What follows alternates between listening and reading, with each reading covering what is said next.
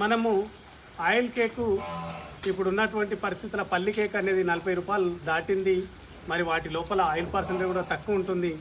అయితే తమ్ముళ్ళందరూ ఏమడుగుతారంటే, అన్న నువ్వు ఏ దానా యూజ్ చేస్తావు, నీ యొక్క డైరీ ఫామ్లో గేదెలు కానీ ఇవన్నీ బలంగా చాలా దృఢంగా ఉంటున్నాయి, మీరు యూజ్ చేసేటటువంటి దానా ఏంది అని నన్ను చాలామంది తమ్ముళ్ళు అడుగుతుంది. అయితే నేను ఏం చెప్తున్నానంటే, ఒకటే విజ్ఞప్తి ఏం చేస్తున్నానంటే, నేను యూజ్ చేసేటటువంటి దానా తమ్ముళ్ళు, నేను కొద్దిగా ఈ యొక్క పల్లి కేక్ యూజ్ చేస్తున్నా.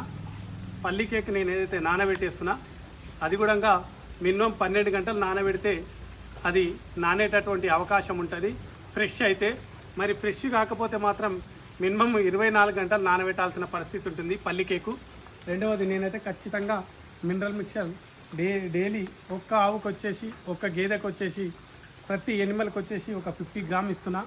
అదేవిధంగా కంది చిన్ని ఎక్కువగా యూజ్ చేస్తున్నా, గోధుమ పౌడర్, ఈ 4 యూజ్ చేసి నేను ఇప్పుడు నా డైరీ ఫామ్ మెయింటెనెన్స్ చేయడం జరుగుతుంది. అయితే నేను ఎందుకు ఇస్తున్నానంటే, ఆయిల్ పర్సంటేజ్ కోసం మేము ఫ్యాటు ప్లస్ ఎస్ఎన్ఎఫ్ బాగా రావడానికి పల్లి కేక్ యూజ్ చేస్తున్నా ఇప్పుడున్న పరిస్థితిలో. మనం అదేవిధంగా నేను కొద్దిగా మినరల్ మిక్చర్ యూజ్ చేస్తున్న 50 గ్రామ్ ఒక నెలలో 20 రోజులు. అదేవిధంగా కంది చిన్ని, అదేవిధంగా గోధుమ, ఈ 4 నేను ఖచ్చితంగా రోజు దానాగా ఇవ్వడం జరుగుతుంది. నా యొక్క ఆవులు కానీ గేదెలు కానీ కరెక్ట్ టైంలో ఎదకొచ్చి కరెక్ట్ టైంలో ఈనేటటువంటి అవకాశం ఉంటుంది. దానివల్ల నా ఆవులు కూడా, నా గేదెలు కానీ హెల్తీగా ఇలా దృఢంగా ఉంటున్నాయి.